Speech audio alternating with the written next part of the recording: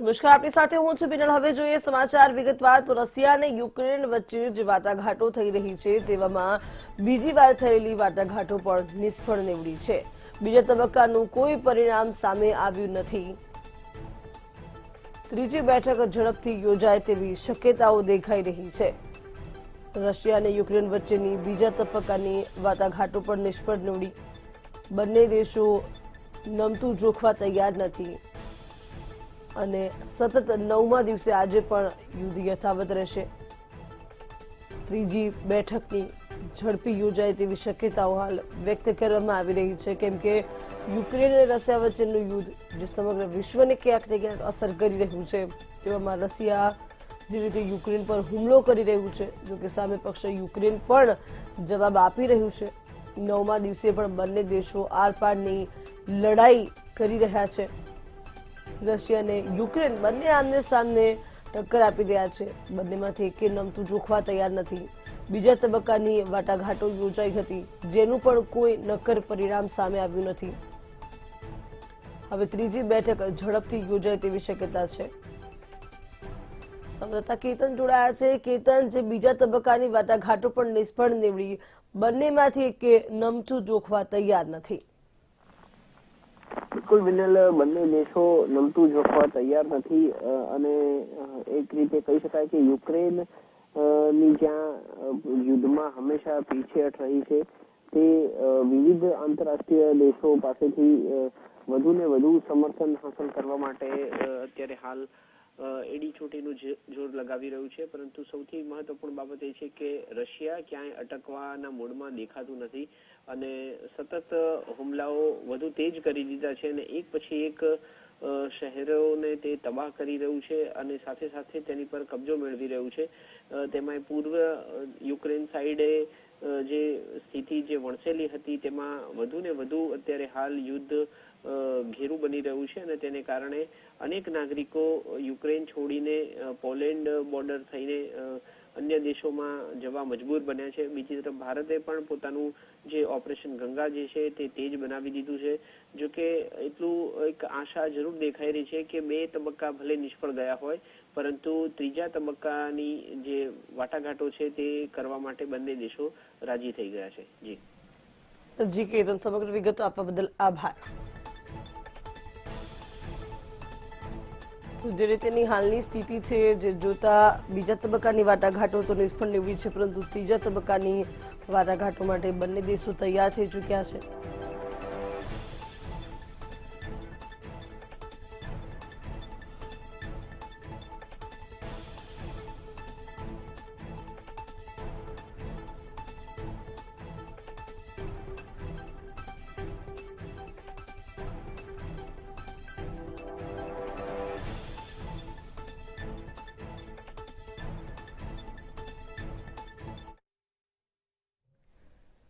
Russia અને Ukraine વચ્ચે યુદ્ધ ચાલી રહ્યું છે। સતત 9મા દિવસે પણ હુમલાઓ યથાવત જોવા મળી રહ્યા છે। રશિયા જે રીતે યુક્રેન પર હુમલાઓ કરી રહી છે અને તે જોતા આજે 9મો દિવસ છે।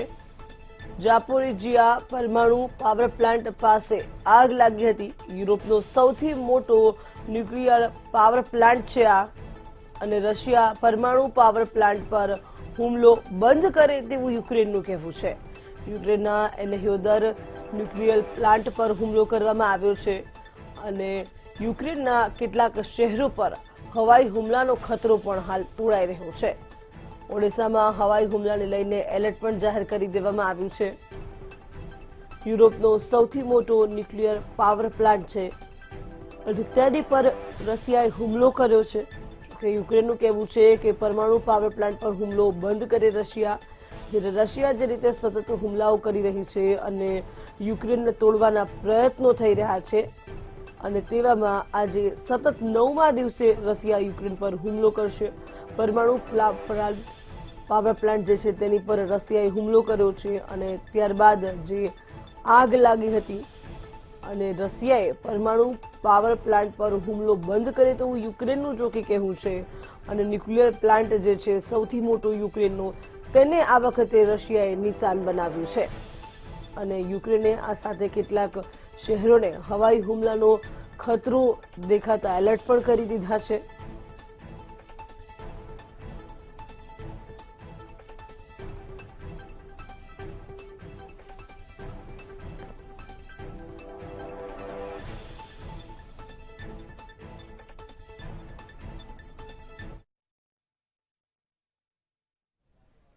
આ તરફ રશિયાના રાષ્ટ્રપ્રમુખ પુતિન દ્વારા દાવો કરવામાં આવ્યો છે કે યુક્રેન ભારતીય વિદ્યાર્થીઓને ઢાલ બનાવી રહ્યું છે. યુક્રેન પર પુતિન દ્વારા આ સૌથી મોટો આરોપ લગાવાયો છે. યુક્રેને 3000 ભારતીયોને બંધક બનાવ્યા હતા. રશિયન સેનાએ આ બંધકોને મુક્ત કરાવ્યા છે. યુક્રેને સેનાએ ભારતીયો પર ગોળી પણ ચલાવી હતી. વિદેશી નાગરિકોને ઢાલ બનાવી રહ્યું છે યુક્રેન, તેવું પણ સ્પષ્ટ રશિયાએ કહ્યું. અમારી સેનાએ યુક્રેનનો કિલ્લો તોડી નાખ્યો અને આ તમામને મુક્ત કર્યા છે.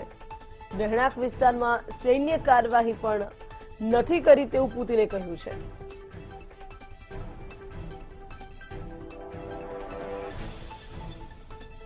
સેનાએ ભારતીયો પર ગોળી ચલાવી છે તેવો પણ હાલ દાવો કરવામાં આવી રહ્યો છે પુતિન દ્વારા. જોકે વિદેશી નાગરિકોને ઢાલ બનાવી રહ્યું છે યુક્રેન કે જેથી કરીને રશિયા હુમલો ન કરે. ભારતીયોને બંધક બનાવવામાં આવ્યા હતા. 3000 જેટલા ભારતીયોને યુક્રેને બંધક બનાવ્યા હતા અને તેમને ઢાલ બનાવીને આગળની લડાઈ લડવાના પ્રયત્નો યુક્રેન કરી રહ્યું હતું તેવો દાવો પુતિન દ્વારા કરવામાં આવ્યો છે.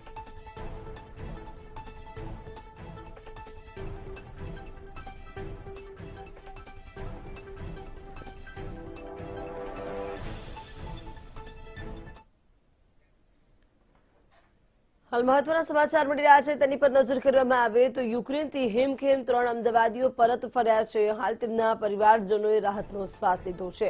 3 વિદ્યાર્થીઓ અમદાવાદ પહોંચ્યા છે. વિદ્યાર્થીઓ સુરક્ષિત રીતે એરપોર્ટ પહોંચ્યા છે જેથી કરીને તેમના માતા પિતાએ રાહતનો શ્વાસ લીધો. ઓપરેશન ગંગા હેઠળ તેમને લાવવામાં આવ્યા છે. પરિવારજનોમાં હાલ ખુશીની લાગણી છવાઈ ચૂકી છે.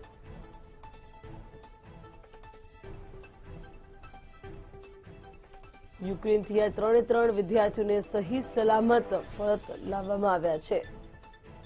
ભારત સરકારનું ઓપરેશન ગંગા હાલ ચાલી રહ્યું છે કે જેમાં યુક્રેનમાં ફસાયેલા તમામ ભારતીયોને લાવવામાં આવી રહ્યા છે સહી સલામત પરત. તે અંતર્ગત જ આજે 3 જેટલા વિદ્યાર્થીઓ અમદાવાદ પહોંચ્યા હતા. અત્યાર સુધીમાં ઘણી ફ્લાઇટ્સમાં ઘણા વિદ્યાર્થીઓ પરત આવી ચૂક્યા છે.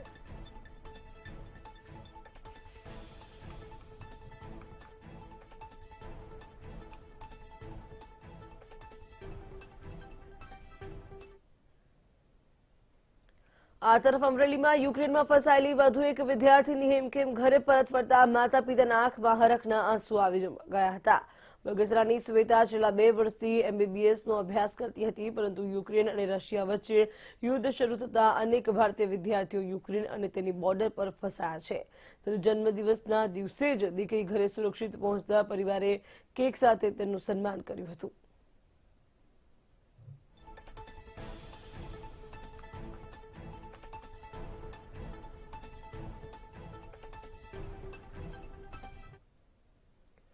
આ તરફ યુક્રેનમાં ફસાયેલા મહુવાનો વિદ્યાર્થી વતન પરત ફરતા પરિવારમાં ખુશીનો માહોલ જોવા મળ્યો. નદીમ નાયક નામનો યુવક અમદાવાદ સુધી પ્લેનમાં અને ત્યારબાદ બસ દ્વારા મહુવા માદરે વતન પહોંચ્યો. દીકરો ઘરે પરત ફરતા ઘરમાં ખુશીનો માહોલ જોવા મળ્યો.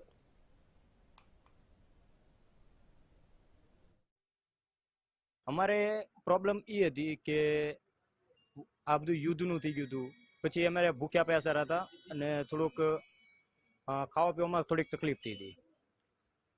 એકચ્યુઅલી પછી એવું એટલે ભારત સરકાર એમને પછી આવી ને ત્યાંથી ઇવેક્યુએટ કરી ને ભારત સરકાર એમને બચાવીને હેલ્પફુલ થઈને એમને ઇન્ડિયા લાવી દીધા છે સેફમાં. યુએનમાં ભારતના વલણને લઈને હાલ અમેરિકા ક્યાંક નારાજ જોવા મળી રહ્યું છે. જે રીતે ભારતે સ્ટેન્ડ લીધો છે તેને કારણે અમેરિકા નારાજ થયું છે. યુએનમાં ભારતના વલણથી અમેરિકા નારાજ જોવા મળી રહ્યું છે. વારંવાર ગેરહાજર રહેવાથી જો બાઇડન નારાજ થયા હતા. ભારતના વલણને લઈને અમેરિકાનું દબાણ શરૂ થયું છે. હવે રશિયા સાથેની મિસાઇલ ડીલ પર શંકાના વાદળ છવાયેલા જોવા મળી રહ્યા છે. S-400 મિસાઇલ માટે રશિયા સાથે ભારતની ડીલ છે. UNGAમાં ભારતના વલણથી અમેરિકા નારાજ જોવા મળી રહ્યું છે. વારંવાર ગેરહાજર રહેવાથી જો બાઇડને નારાજગી વ્યક્ત કરી છે. ભારતના વલણને લઈને અમેરિકાનું હવે દબાણ શરૂ થઈ ચૂક્યું છે. રશિયા સાથેની મિસાઇલ ડીલ પર શંકાના વાદળ છવાઈ ચૂક્યા છે. S-14 મિસાઇલ માટે રશિયા સાથે ભારતની ડીલ છે। સંવાદદાતા કેતન જોડાયા છે। જી કેતન, યુએનમાં ભારતના વલણથી અમેરિકા નારાજ। બિનલ, અમેરિકા નારાજ થવું સ્વાભાવિક છે, કારણ કે સતત અમેરિકા જે જગત જમાદાર તરીકે પ્રખ્યાત છે વિશ્વભરમાં, મહાસત્તા છે, અને હાલ રશિયા જે યુક્રેન ઉપર યુદ્ધ કરીને બેઠું છે તેને રશિયા એટલે કે અમેરિકાને પણ ગાંઠતું નથી, અને તેવા સમયે અમેરિકા હવે ભારત પર દબાણ લાવવા ઈચ્છી રહ્યું છે, કારણ કે યુનાઇટેડ નેશન્સ જનરલ એસેમ્બલીમાં જે પ્રકારે સ્થિતિમાં જે વોટિંગ કરવામાં આવી રહ્યા છે રશિયા વિરુદ્ધનો જે પ્રસ્તાવ, જે નિંદા પ્રસ્તાવ છે, તેમાં ભારત પોતાનું વલણ સ્પષ્ટ કરતું નથી અને ગેરહાજર રહે છે। ભારત તરફથી જે વલણ છે કે માત્ર વાટાઘાટોથી જ આ યુદ્ધનો અંત લાવી શકાય છે, તો બીજી તરફ અત્યારે અમેરિકા સતત આર્થિક પ્રતિબંધો રશિયા ઉપર મૂકી રહ્યું છે, અને તેમના જે સાથી દેશો જે છે તે પણ આ જ પ્રકારે કહી રહ્યા છે કે રશિયા ઉપર વધુ ને વધુ આર્થિક પ્રતિબંધો મૂકવા જોઈએ, જેથી કરીને તે યુદ્ધ અટકાવવા તરફ આગળ વધી શકે છે। પરંતુ ભારત જે રશિયાનું જૂનું મિત્ર જે છે, મિત્ર રાષ્ટ્ર, તેના સંબંધોને લઈને હંમેશા આ જે યુએનજીએમાં જે વોટિંગ થઈ રહ્યું છે તેનાથી દૂર રહેતું હોય છે, અને આ વખતે તેનું જે દૂર રહેવાનું જે વલણ જે છે તેનાથી અમેરિકા વધુ નારાજ થયું છે। જી કેતન, સમગ્ર વિગત આપવા બદલ આભાર। તો જે રીતે હાલ ભારત દ્વારા ગેરહાજરીને કારણે અમેરિકા નારાજ છે, યુએનમાં ભારતનું જે વલણ છે તે જોતા ક્યાંક અમેરિકાએ નારાજગી વ્યક્ત કરી છે। જોકે ભારતની રણનીતિ છે કે વાટાઘાટોથી જ આ યુદ્ધને રોકી શકાય।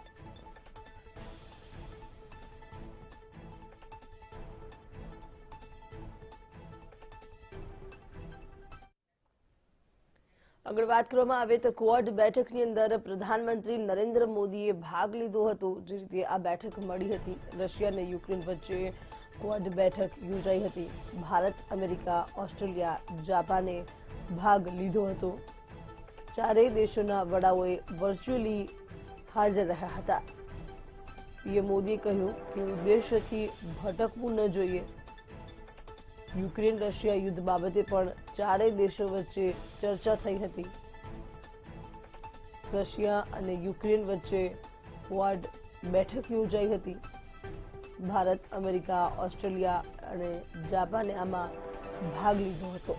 ચારેય દેશોના વડાઓ વર્ચ્યુઅલી હાજર રહ્યા હતા અને બેઠકની અંદર ચર્ચા થઈ હતી। પ્રધાનમંત્રી મોદીએ કહ્યું હતું કે આપણે આપણા ઉદ્દેશ્યથી ભટકવું ન જોઈએ, કેમ કે તમામ દેશો જે છે તેને આ યુદ્ધને કારણે અસર થઈ રહી છે, તેમાં તેને કઈ રીતે રોકી શકાય તે માટેના પ્રયત્નો કરવા જોઈએ।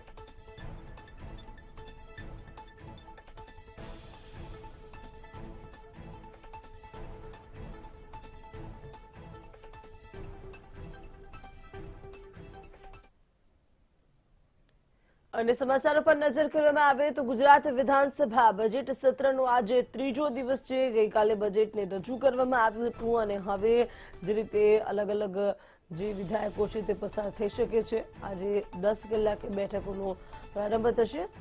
માછીમારોના અપહરણના વધતા કેસ મુદ્દે આજે સંસદમાં ચર્ચા થઈ શકે એમ છે। પાકિસ્તાન મરીન સિક્યુરિટી એજન્સી દ્વારા પણ જે અપહરણ કરવામાં આવે છે માછીમારોના, અને ગૃહમાં 2 સરકારી વિધેયકો રજૂ કરવામાં આવશે। જમીન પચાવી પાડવા પર પ્રતિબંધ વિધેયક પણ રજૂ થશે। ઓર્ગેનિક ખેતી યુનિવર્સિટી સુધારા વિધેયકને પણ રજૂ કરવામાં આવશે। મહેસૂલ અને કૃષિ કાયદા વ્યવસ્થા વિભાગની પ્રશ્નોત્તરી ચાલશે।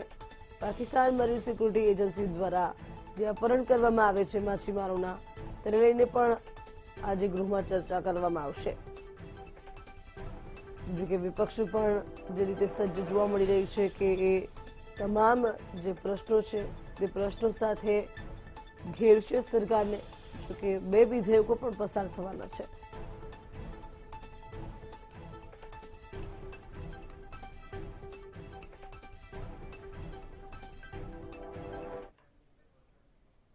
રાજ્ય સરકારે 2.43 લાખ કરોડનું બજેટ વિધાનસભા ગૃહમાં રજૂ કર્યું હતું. ગત વર્ષ કરતા 16,000 કરોડનો વધારો આ બજેટમાં કરવામાં આવ્યો છે. મુખ્યમંત્રીએ બજેટને પ્રજાલક્ષી કહ્યું હતું અને સર્વસમાવેશી છે તેવું તેમણે જણાવ્યું હતું.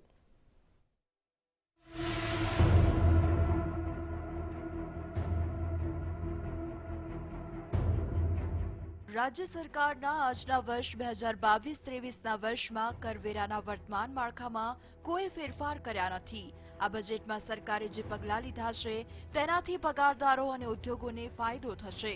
કોરોના કાળમાં આર્થિક ઝીંગ ઝીલનાર પગારદારો માટે મહત્વની જોગવાઈ નાણામંત્રીએ કરી છે. કરવેરાના પ્રવર્તમાન માળખામાં કોઈ બદલાવ નહીં. નવા કોઈ કરવેરાની જાહેરાત નહીં. 12,000 સુધીના માસિક પગારદારોને પ્રોફેશનલ ટેક્સથી મુક્તિ. પ્રોફેશનલ ટેક્સની મુક્તિથી 15 લાખ કરદાતાઓને મળશે ફાયદો. પ્રોફેશનલ ટેક્સ નાબૂદ કરતા ₹198ની પડશે સરકારને ખાત. રાજ્યના નાણામંત્રી કનુભાઈ દેસાઈએ વ્યવસાયિક વેરામાં માફીને પગારદારો માટે ઉપયોગી ગણાવી ભવિષ્યમાં રાહત વધુ કરદાતાઓને મળે તેવો સંકેત આપ્યો છે. કોઈ પણ પગાર તરીકે વેતન લેતો હશે એને બધાને મુક્તિ આપવામાં આવશે અને નાના માણસો માટે આ મોટામાં મોટું પગલું આ સરકારે લીધું છે એમ કહી શકાય. એવું કર્યું છે એ હાલના સંજોગોમાં બરાબર છે, પરંતુ ભવિષ્યમાં પણ આ અંગે વિચાર કરવામાં. આજના બજેટને ભાજપના પ્રદેશ પ્રમુખ CR પાટીલે સર્વગ્રાહી કહીને સર્વેનો વિકાસ સાધનાર બજેટ તરીકે ઓળખાવ્યું છે. સમતોલ, દરેક ક્ષેત્રને સ્પર્શતો, દરેક સ્તરના લોકો, બાળકો હોય, યુવાનો હોય, મહિલા હોય, સિનિયર સિટીઝન હોય, વિધવા બહેનો હોય, આ તમામને સ્પર્શ કરતું આ બજેટ. રાજ્ય સરકારે ઉદ્યોગોને પ્રોત્સાહન આપવા માટે આવશ્યક પગલાં લીધા છે. મોરબી ખાતે સિરામિક ઇન્ડસ્ટ્રીને ફાયદો થાય તેવી જાહેરાત સરકારે કરી સિરામિક ઉદ્યોગને સંજીવની અર્પી છે. મોરબી સિરામિકનું મોટું હબ છે અને સિરામિક હબને વિકસાવવા માટે એમને ઇન્ફ્રાસ્ટ્રક્ચર પૂરું પાડવા માટે એક વિશ્વ સ્તરનું ઇન્ટરનેશનલ સિરામિક પાર્ક મોરબીમાં ₹400 કરોડના ખર્ચે નિર્માણ થનારો છે. એ બહુ મહત્વ. રાજ્યમાં ઉદ્યોગોની સાથે સ્ટાર્ટઅપના વિકાસ માટે વિશેષ પ્રયાસો કર્યા છે. રાજ્ય સરકાર સ્ટાર્ટઅપને પ્રોત્સાહન પૂરું પાડશે. માટે પણ નવી સ્ટાર્ટઅપ પોલિસી જે સ્ટાર્ટઅપ પોલિસી આખા દુનિયામાં હવે પ્રચલિત છે અને એમાં આપણા યુવાનોને પ્રોત્સાહિત કરવા માટે અને એ લોકો આગળ આવે એના માટે પણ સ્ટાર્ટઅપ પોલિસી જાહેર કરી. રાજ્યમાં ઉદ્યોગોની સાથે કૃષિ અને પશુપાલનને પણ પ્રાધાન્ય આપી ગ્રામીણ અર્થતંત્રને ઓક્સિજન પૂરો પડાયો છે. ખેડૂતોને જેમ 0% વ્યાજે લોન મળે છે એવી જ રીતે પશુપાલકોને પણ ટૂંકી મુદત માટે 0% વ્યાજે લોન મળે એના માટે રાજ્ય સરકારે નાણાકીય પ્રોવિઝન પણ કર્યું છે. એટલે આ રીતે ખેતીવાડી ખાતામાં અને પશુપાલન વિભાગમાં એમ મારા બંને ખાતાઓમાં અમે જે માંગણીઓ મૂકી હતી એ માંગણીઓ મુજબ માન્ય નાણામંત્રીશ્રીએ પૂરતા પ્રમાણમાં નાણાકીય ભંડોળ પૂરું પાડ્યું છે. વર્ષ 2022-23નું બજેટ પગારદારો, વેપારીઓ અને સ્ટાર્ટઅપને વિકસાવે છે તેવું લાગે છે. ચૂંટણી વર્ષમાં બજેટ હંમેશા લોભામણું હોય છે. આ બજેટ લોકરંજક છે, લોભામણું છે. બ્યુરો રિપોર્ટ, મંતવ્ય ન્યૂઝ. રાજ્ય સરકાર દ્વારા વર્ષ 2022-23નું બજેટ પ્રસ્તુત કરાયું. કુલ 2.43 લાખ કરોડના બજેટની ગુજરાતીઓને વિકાસ થશે એવો દાવો સરકારનો છે, તો તેની સામે કોંગ્રેસે બજેટને સામાન્ય પ્રજાની ઘોર ઉપેક્ષા કરનારું ગણાવ્યું છે.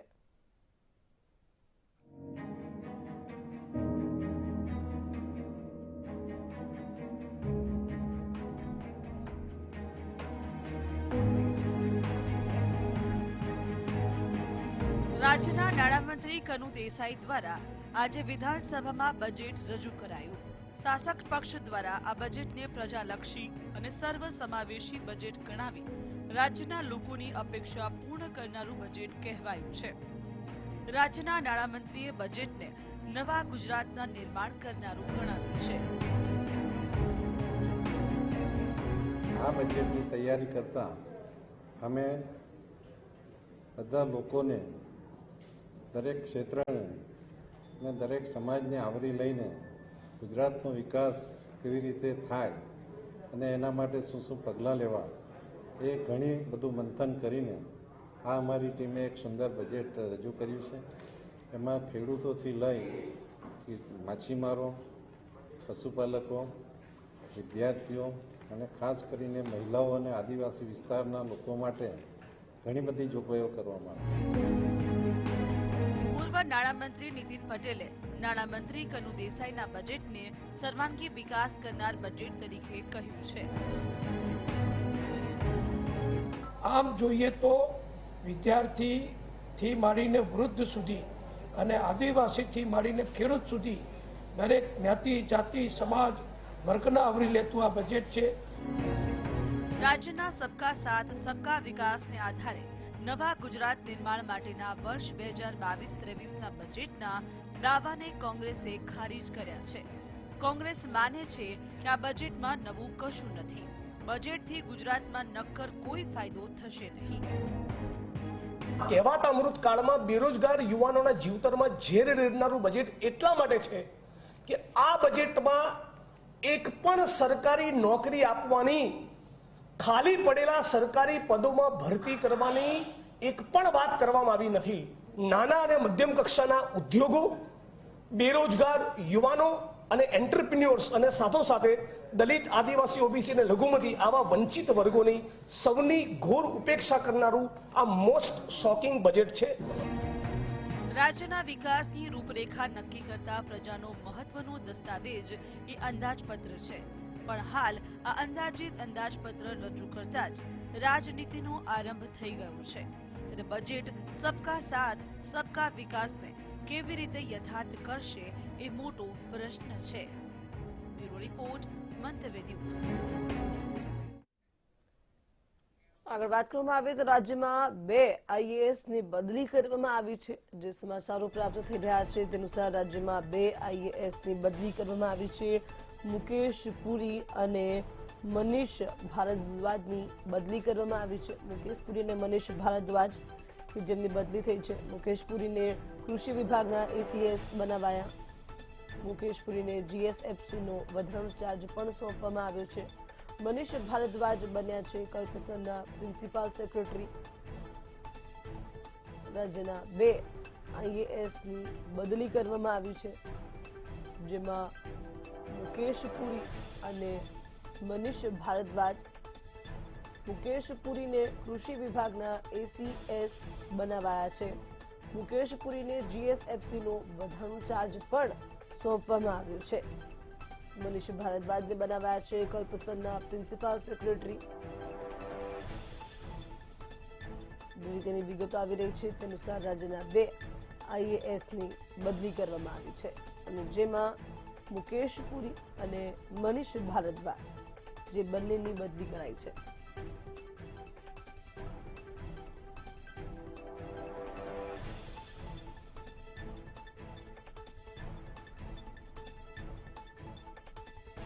રાજકોટથી મહત્વના સમાચાર મળી રહ્યા છે. રાજકોટની અંદર હોટેલમાંથી યુવતીની લાશ મળી આવી છે. લાશ મળી આવતા ઘણા પ્રશ્નો ઉદ્ભવ થઈ રહ્યા છે. અહીંયા રાજકોટની હોટેલમાંથી યુવતીની લાશ મળી છે. કાલાવડની યુવતીની રાજકોટમાંથી લાશ મળી. ભુજના યુવક સાથે હોટેલમાં રોકાઈ હતી. યુવતીની હત્યા થઈ હોવાની આશંકાઓ હાલ વ્યક્ત કરવામાં આવી રહી છે. પોલીસે ઘટના સ્થળે પહોંચીને વધુ તપાસ હાથ ધરી છે. રાજકોટની હોટેલમાંથી એક યુવતીની લાશ મળી આવી છે. હાલ બુલેટિનમાં બસ આટલું જ. વધુ માહિતી અને સમાચાર માટે જોતા રહો મંતવ્ય ન્યૂઝ. નમસ્કાર.